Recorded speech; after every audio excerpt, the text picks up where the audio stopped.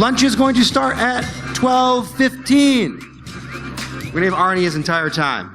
I want you to all give a warm welcome to Arne. You can take that off as needed. Yeah, how's that? You can take that if needed. Hi there. I tend to break things, sorry. So my name is Arne, and this one is a bit high. And as been announced before, I will be talking about some bugs I've hunted in Instagram. So as you might have heard, I'm not a native English speaker. I'm actually from Belgium, 26 years old.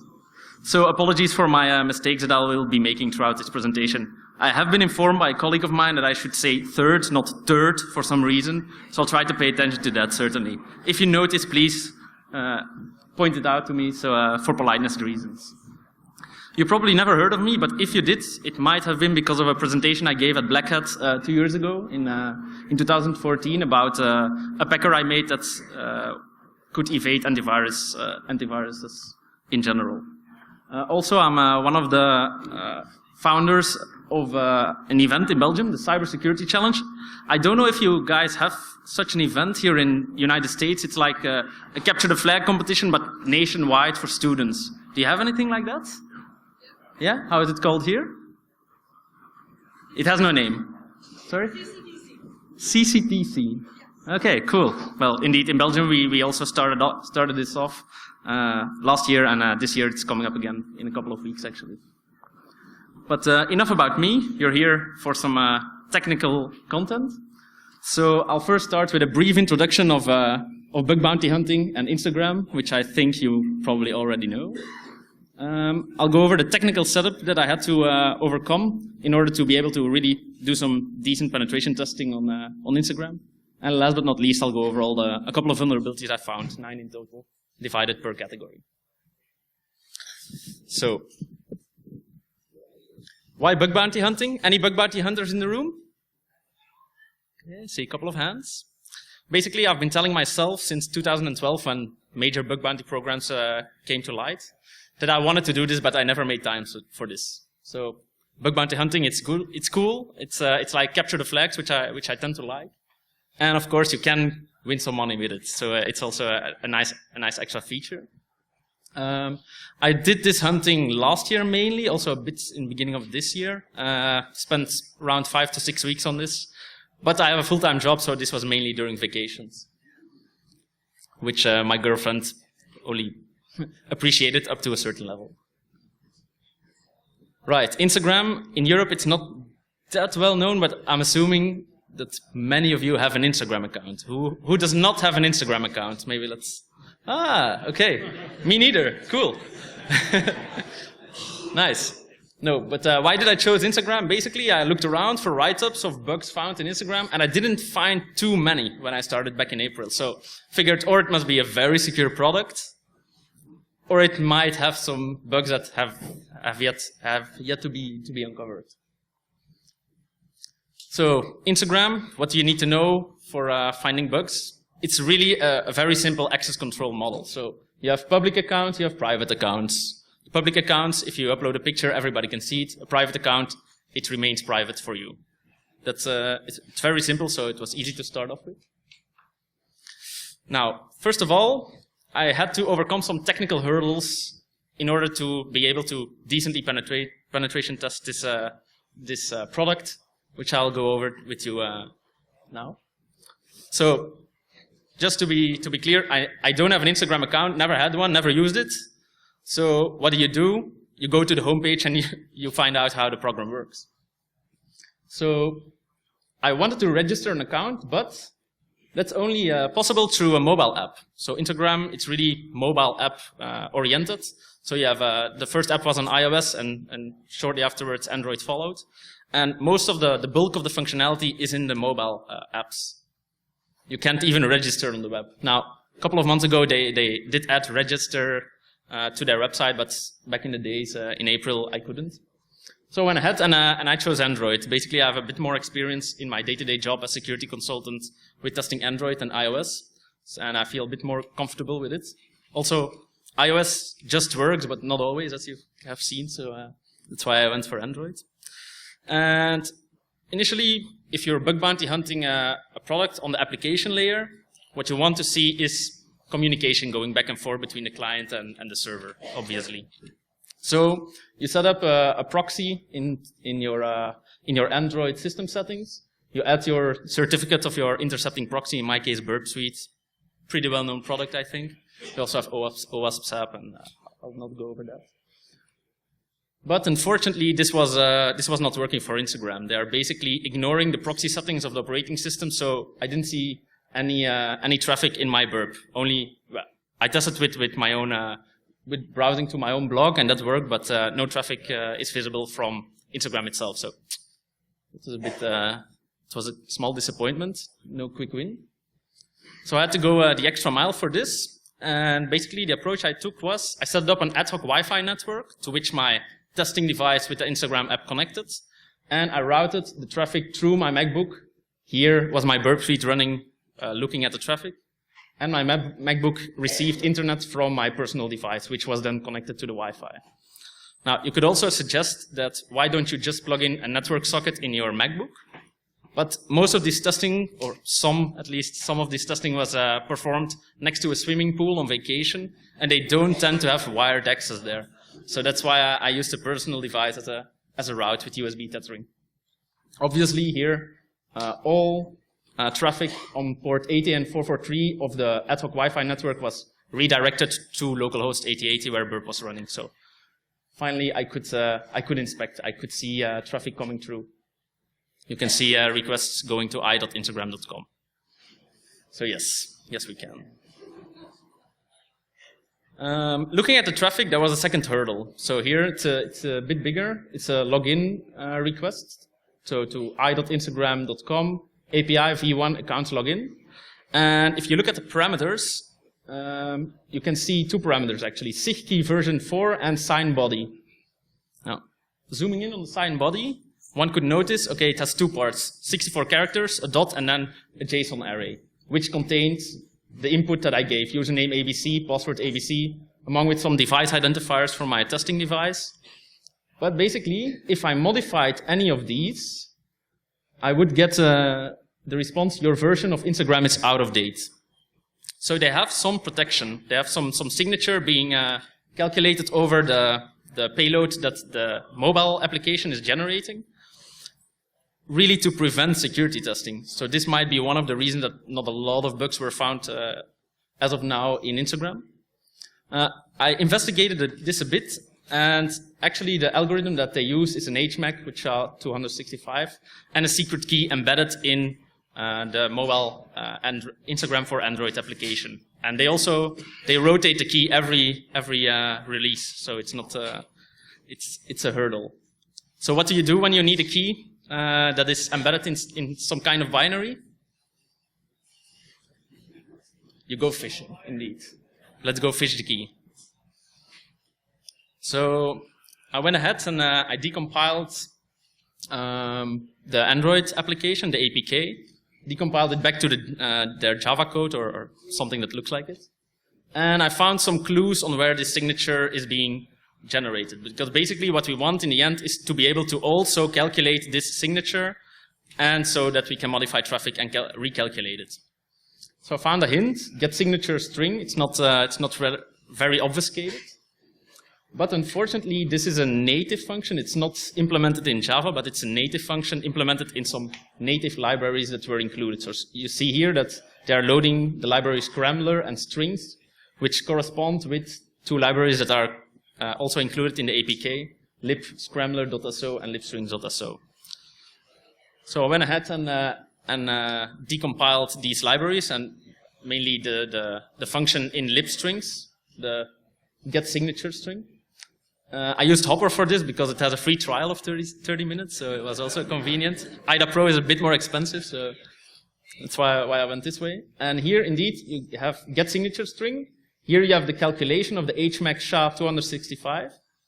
And here, the key that is being used to generate is coming from the other library that was loaded, Scrambler get string. So I was like, okay, I'm really close. This is the function that serves the key, so I just must have a go with this function, and I'll get the key. this is the implementation of the function. It's pretty dynamic. It's not like a hard-coded embedded string that is being returned. No, it's being calculated, and there's some more calls to some other sub-functions. So this was not as easy to fish at as I would have thought.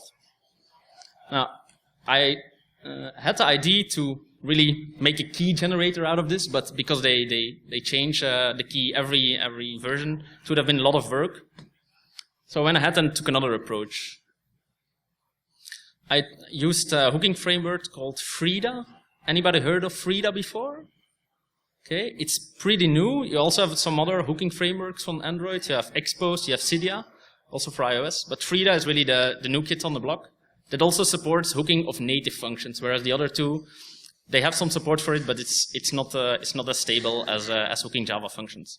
So I went ahead, implemented this tiny little script that hooks scrambler getString function and just outputs it on returning. So it's really hooking the native library. And then I went ahead, run this script, try to log in again, so to trigger a calculation in the Instagram app, and it spits out the key that we need. Very long key. Of course, I was not sure if this was the key, so I went ahead, so I took my payload, I took the key, calculated the HMAC, and indeed, if you remember, this is indeed the signature that was in the original request. So yes, another tiny success. Now, we are not there yet, of course. We have the key, but what we really want to do is to be able to, in our intercepting proxy, to modify some data in a payload, forward it, and that it would be accepted by Instagram servers. So I went ahead and implemented an extender, so a burp extension.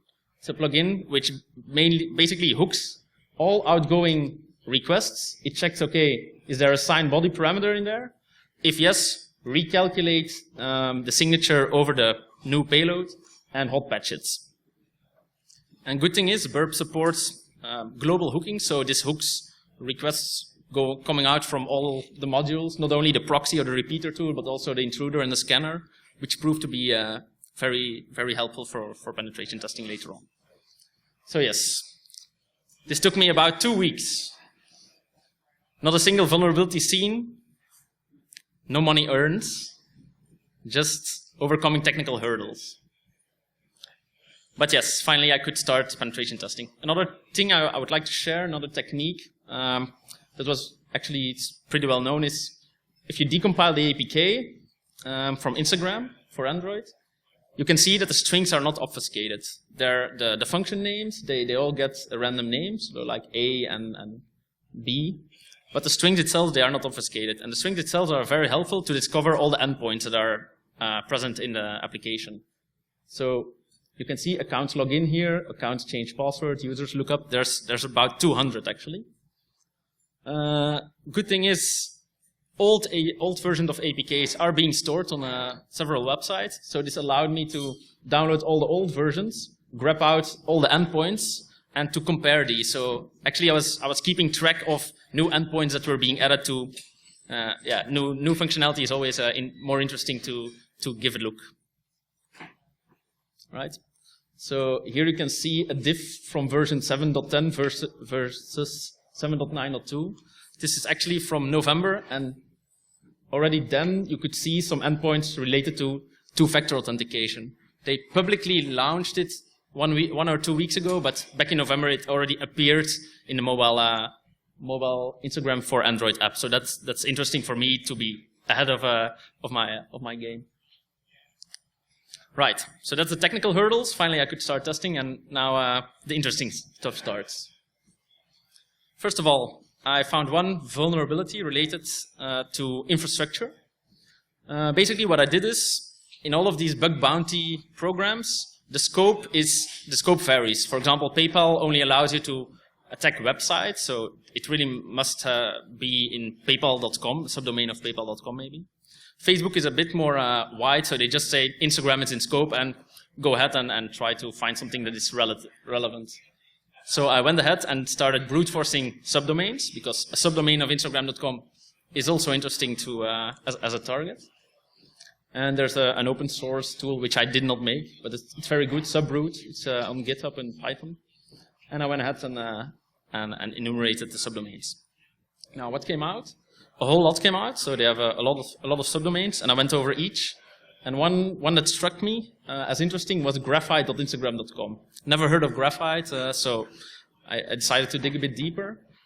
And at the time when I found this in June, graphite.instagram.com resolved to an internal IP address, 10.213.65.21, which does not seem right. Okay, so it's a public DNS server that is saying, okay, this subdomain is reachable on the internal IP address. Pretty weird. Graphite, I did not know this name, so I simply Googled it, and the first hit on Google pointed me to the direction of the engineering block of the developers of Instagram. Basically, Graphite is a tool that they use to monitor a couple of servers, right? And they use a whole lot of other tools as well. They mentioned StatSD, Etsy, and I figured, maybe there's graphite.instagram.com, so maybe there are others as well. So I went ahead and scraped all the words of this engineering blog, cut them to make a dictionary out of it, and I redid the brute forcing. And a couple of additional hits came out. So there was not only Graphite resolving to an internal IP address, but also Sentry and sensu.instagram.com. So basically there are already 3 domains that are resolving to internal IP addresses, which does seem to be a mistake. Now the question is, okay, it does not seem right, but how can you exploit this? A public subdomain that is resolving to an internal IP address in the 10.star range? Anyone? Want to hear your thoughts?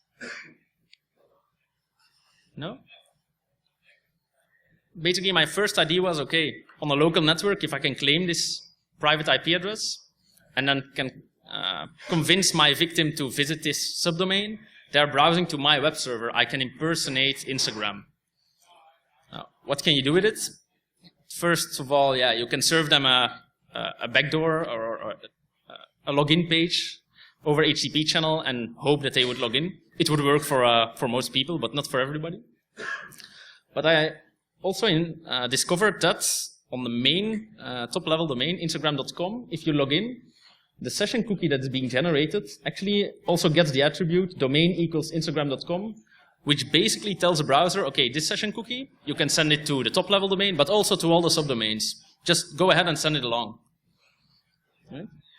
So I tested this out, and indeed, Google Chrome incognito, I first log in Instagram.com, I then browse to graphite.instagram.com, first request, and indeed, the session cookie is being added to this request. So this makes my case a bit more interesting, because if I can now impersonate graphite.instagram.com and make somebody who is logged in on Instagram to visit this URL, maybe even in a hidden iframe on some website that I own, I'm in, because I can steal their session cookie, I can overtake their account.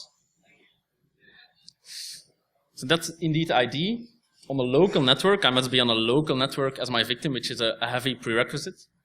I claim the IP address. I lure them to browse to this website, and I steal their session cookie. Fortunately, this was not heavy enough for Facebook, so they rejected. They told me, okay, nice find. We discussed this at great lengths, but it's not eligible for a bug bounty. It was pretty disappointing. But this is the point where I gave up back in June, but I should not have given up here. Or I should have done something differently. Anybody knows why? Anybody heard of Instagram's $1 million bug? Yes? Okay. So one of these 3 domains that I noticed, sensu.instagram.com, was resolving to a private IP address back in June, 10.210. But in September, apparently, not found by me, apparently it started resolving to a public IP address. Right? Instagram is completely hosted on Amazon, so it's an Amazon AWS IP address. But this was effectively the way in for the Instagram $1 million bug that was found by Wesley Weinberg. Wesley is not here by any chance? Could be, huh? I'm pretty jealous of Wesley for this one.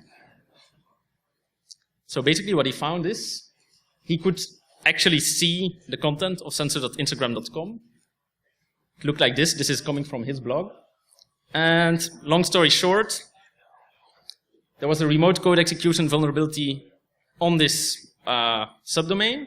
He overtook censor.instagram.com, reported it, only got $2,500, which is small bounty for a remote code execution.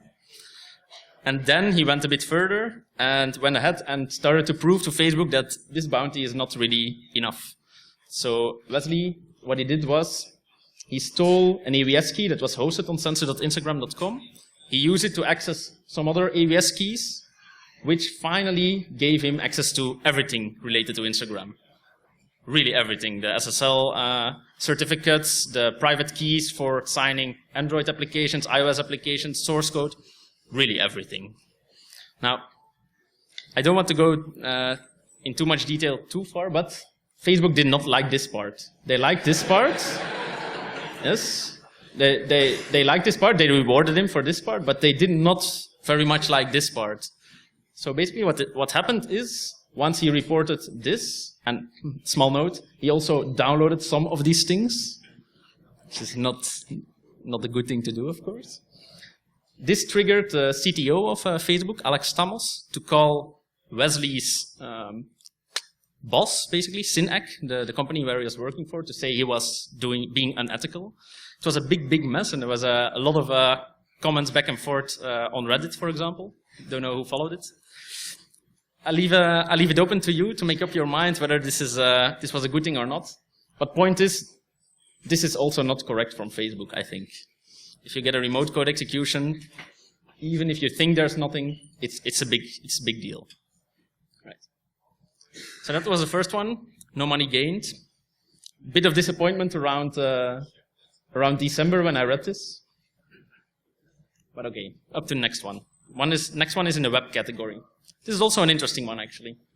One I learned about while reading write-ups on HackerOne.com. Instagram profile allows you to enter a link of your blog, for example, and it's being shown on your public profile page, which is just instagram.com/ and then your username. This is one of my many test accounts. So I went ahead and I pointed this link to arneswinnen.net/instagram.html. And basically what happens is, if you click it, it will open in a new tab. Right? So you click, it will open in a new tab. And what few people know, but what all browsers do is, if a new tab is opened by clicking in the previous tab, the new tab gets a reference to the parent tab. Right? It gets a reference, and it can actually do something useful with this. One of the things it can do is redirect the previous tab. Stealthy. So if you have just, this was all the code being hosted on my page. Window opener, location replace, redirect of the first tab, and you can see it happening right here. So the idea here is, if I put a page like this on my profile, somebody clicks it, I can actually redirect their previous tab, which was pointing at Instagram.com. I can redirect it to any page I would like.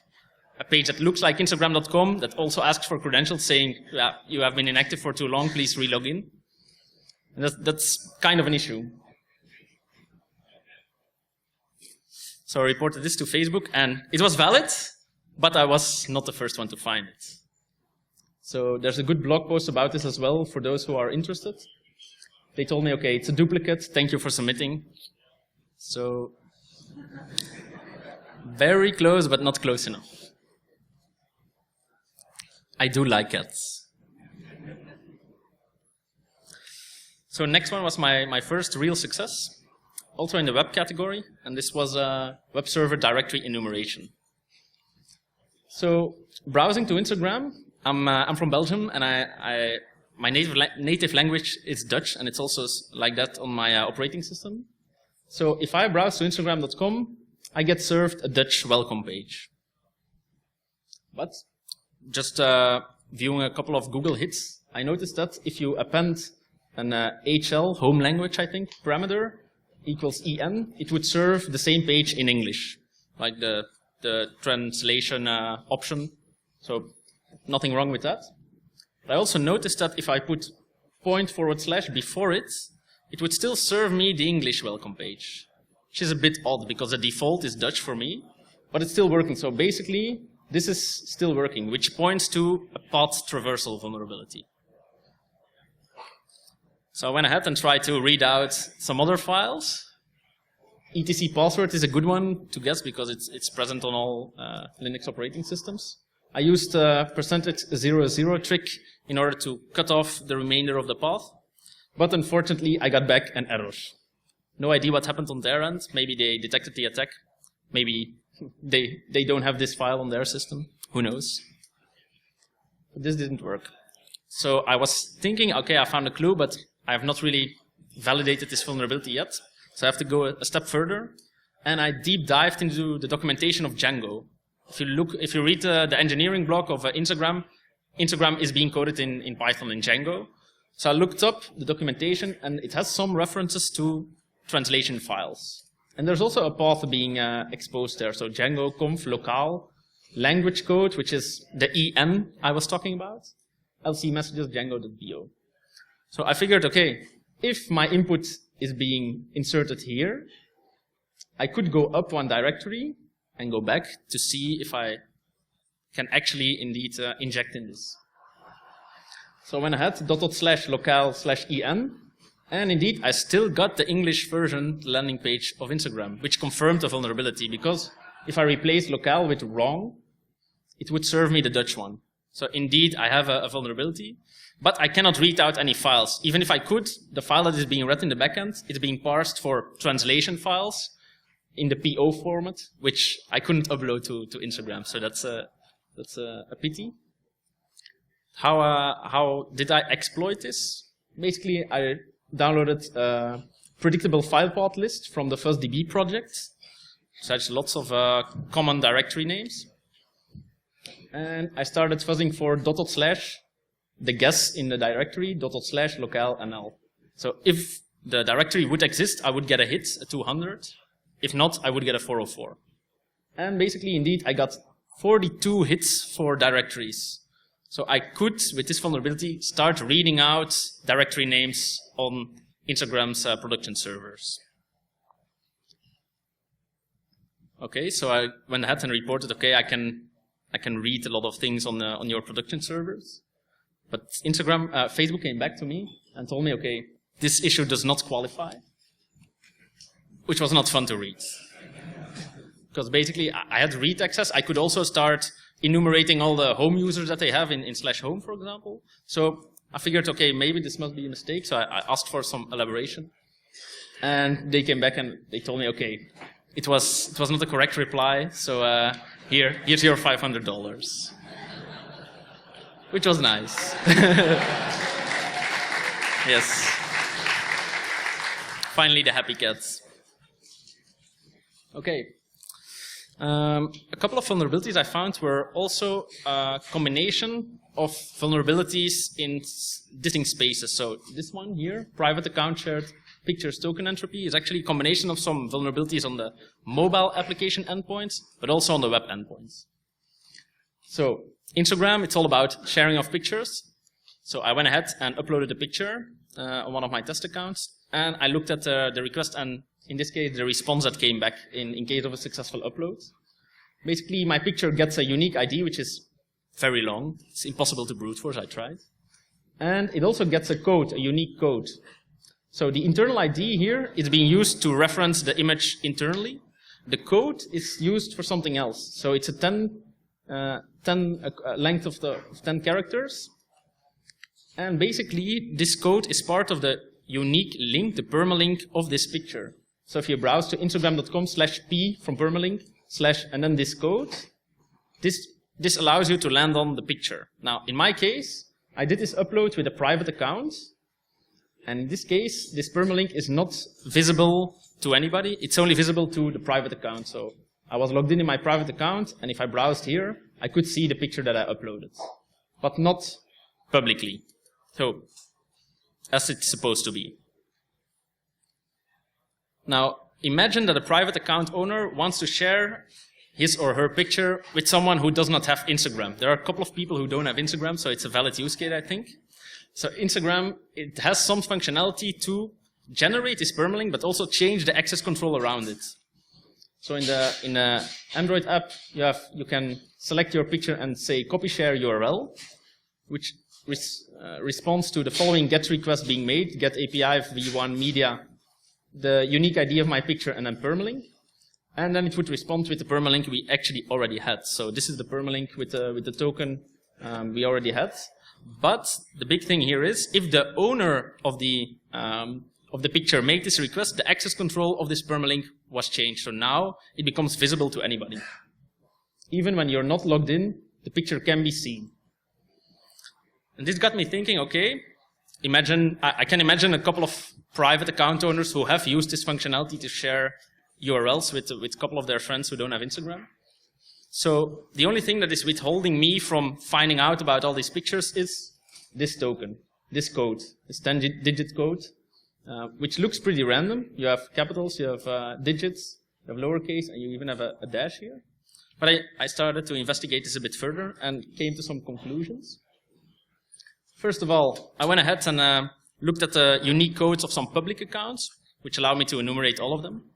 And here I went ahead and took the founders of Instagram, Kevin and Mike, enumerated a lot of their picture codes, and I started to notice a pattern in the 7th and 8th character. So if you look closely, the 7th character only differs between two options here, G and capital A, and the 8th character is really static.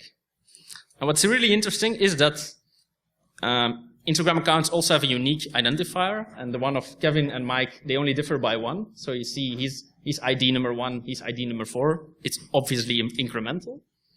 And based on, they have the same 7th and 8th character combinations. So as an attacker, this is interesting, because if I want to finally steal some pictures of some private account, I want to learn about these two characters. I just look up a user, a public account user with an ID which is close, and I could know these two characters. So 2 out of 10 are down, basically, which is not enough. So I had to go a bit further as well, and I implemented a monitor script, because of a private account, you can, on their profile page, see how many pictures they have posted up until now. So I wrote a monitor script who looks at this number, and as soon as this increases, so as soon as a private account has posted another picture, I also upload a picture with my attacker account, but really quickly as a script, as a Python script. And this also got an interesting result, because the 7th and 8th character are based on the user identifier, but the first 6 characters are based on time. So if I really quickly also upload a picture, you can see, so these are the codes of my private account, monitored account, of my test account obviously, and these are the ones of my public account generated by my monitor script. You can see that the first 4 characters are the same. So if I use this script to monitor a private account, I can remove the dependency. I can predict the first 4 characters. So we have the first 4, 7th and 8th, that only leaves 4, and this actually becomes brute forceable, because the alphabet is 64 characters. It's lowercase, uppercase, digits, and dash and underscore. 64 to the 4th times 2, because of the 7th character having 2 options, equals 33 million possibilities, which you can brute force quite easily in a couple of days with a dedicated wfuzz or intruder, burp intruder. So this actually becomes feasible. And this also got accepted by Facebook. So they told me, okay, indeed interesting find. So they made the code a lot longer. You'll see in the next one. Because there's something peculiar about the GET request that makes a private picture become publicly accessible via the permalink. It's a GET request.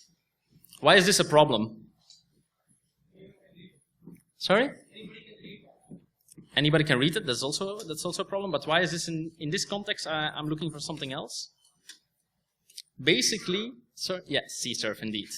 And basically, this request is stateful. It changes the access control of this permalink. But for stateful requests, you should use post. You should not use get. And also, CSRF is indeed in play here.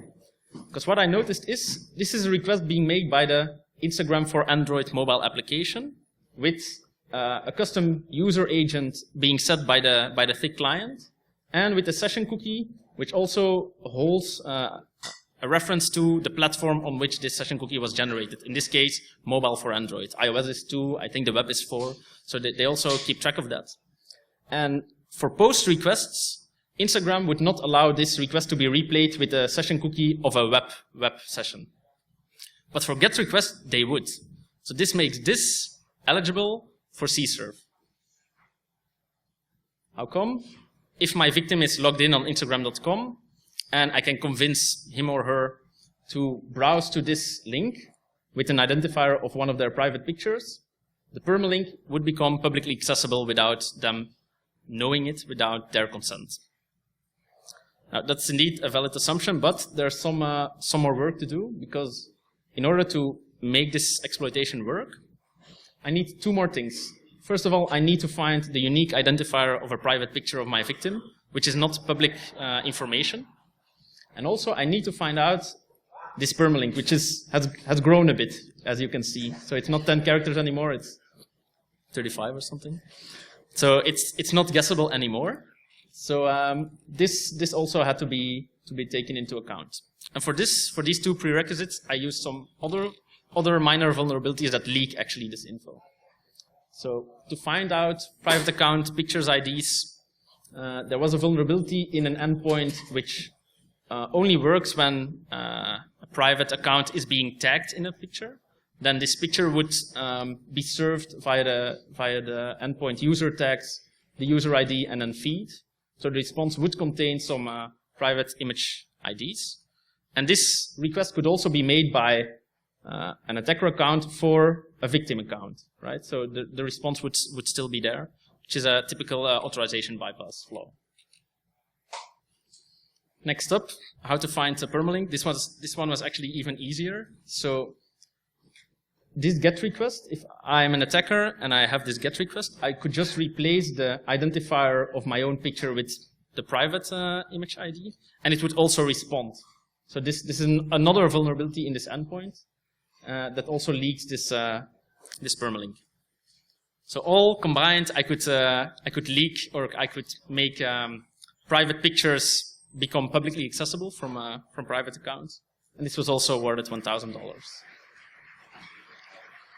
Okay, sixth vulnerability, if you're not sleeping yet. Okay.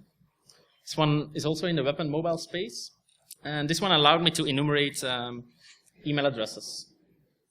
Well, basically enumerate accounts based on email addresses. So if you subscribe to Instagram, you get an email to confirm your email address. But whether you click or not, your account will keep on working. So I don't really understand why this is the case, but this is some functionality that exists. So if you click the link, you will browse to this URL, confirm email, and then some base64 encoded parameter, which, if decoded, decodes to the email address that you used. Instagram pentest user is one of mine. And okay, I figured, okay, this is interesting. Maybe I can change this email address.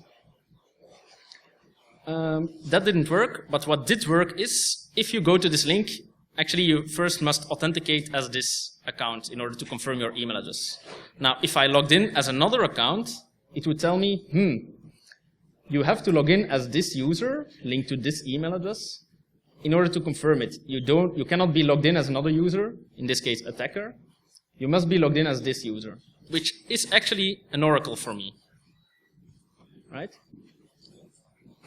If I change the parameter to mark.zuckerberg@facebook.com, Facebook would tell me, no, you have to log in as the Mark Zuckerberg in order to confirm this email address.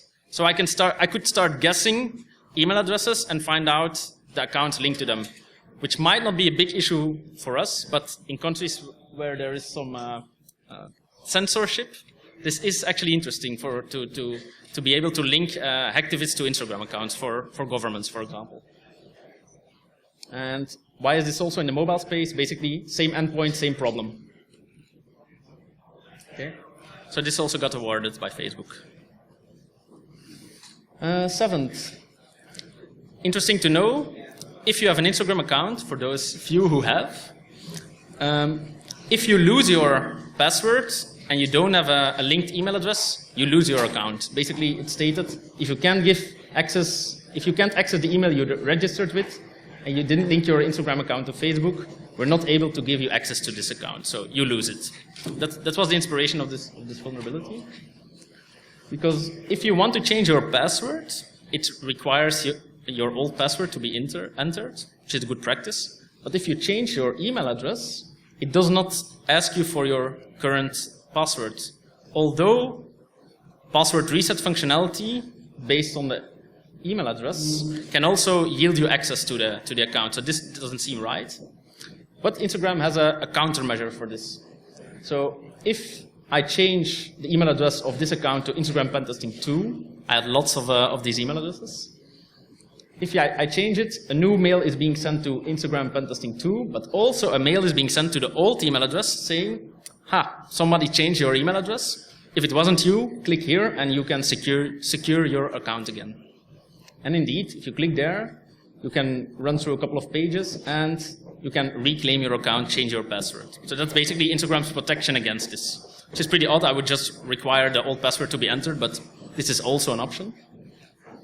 Problem here is, if an attacker changes the email address not once but twice, he would also get a link to reclaim his account. And this was the issue here. The link would still work, right? So the attacker has two email addresses, and this attack supposes, or the prerequisite is here, that an attacker would get temporary access to an Instagram account. For example, a mobile phone that is being left on the table during a toilet visit. You change the email address twice, and then you end up in the following situation. The victim has one reclaim link, but the attacker also has one on the second email address he used. So the attacker would go ahead and reset the password of the account, reclaim the account, get access to the account. The victim would use his or her reclaim link to overtake the access again. And this is where the problem is. This link, although being generated after this one, would still work. Finally, the attacker can again reclaim the account. There's no way for the victim to get it back. The email address is gone. The password has been changed, so game over. This one was also awarded with $2,000, so that was a generous award. Thanks.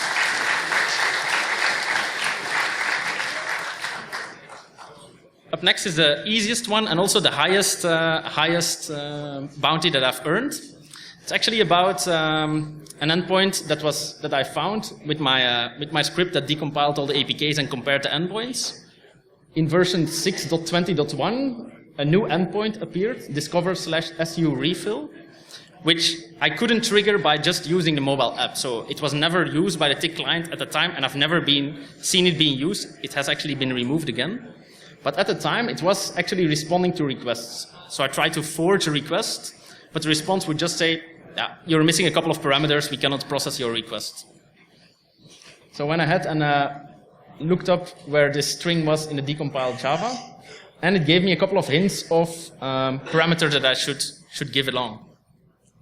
So that's what I did. I logged in as a public account, one of my test accounts, and I feeded the endpoint a target ID of a private test account of mine, right? No relationship between these accounts, so nothing should be shown. But actually what was shown were the users that this private account was following at the time. Now, I'm a fan of Bruce Springsteen, so indeed, my test account was following Bruce Springsteen. And the nice part here is, okay, not only the name is being leaked, but also a couple of links to pictures of Bruce Springsteen are in the response.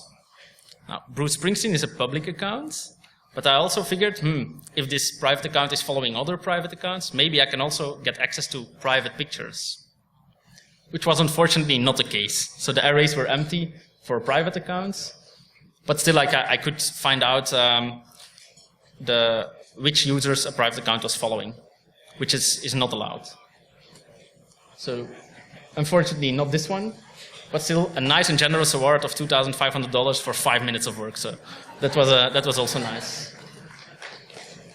Now, last but not least, this is my last one. Actually, also a quite interesting one, because this one allowed me to directly steal money from Instagram. Now, On Instagram, you can link your account to a mobile phone number. Right? You enter the phone number, they send you a text, you need to enter the code that they sent you, 6 digits. If you don't enter the code, we'll call you in 3 minutes. So Instagram actually was going to call me. I entered my phone, and effectively they started calling me from California, in Belgium. So indeed, I got some calls.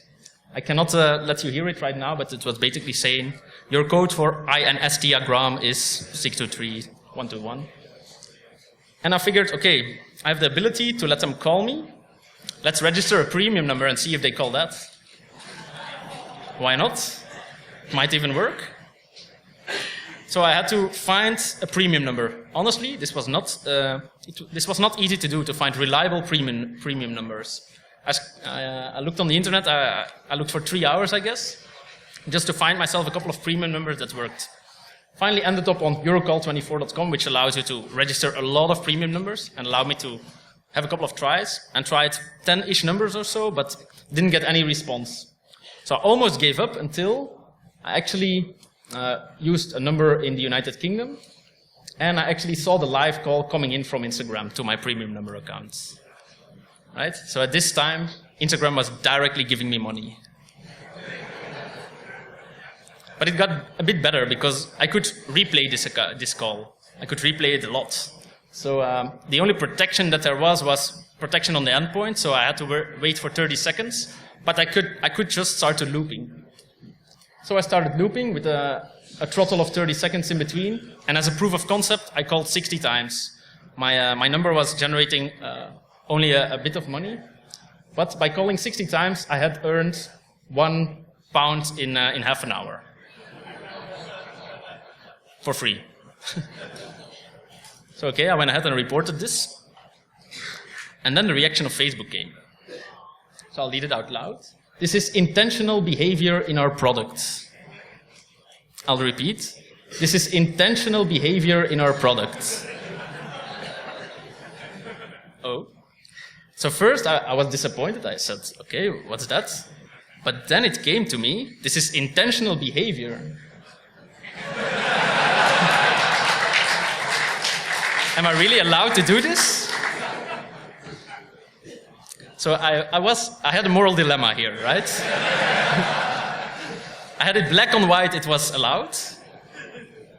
But I decided to elaborate a bit and tell them, okay, if I do this with one account, indeed I have a threshold of 30 seconds and I can only steal $1,000 a month. But I can happily make 100 accounts and make them all send requests to the same premium number because that's all allowed. And I could really earn a lot of money. And they came around. So they basically said, unfortunately, of course. But they came around and they told me, okay, we'll do some fine-tuning of our rate limitation and add some more protection. And they gave me $2,000.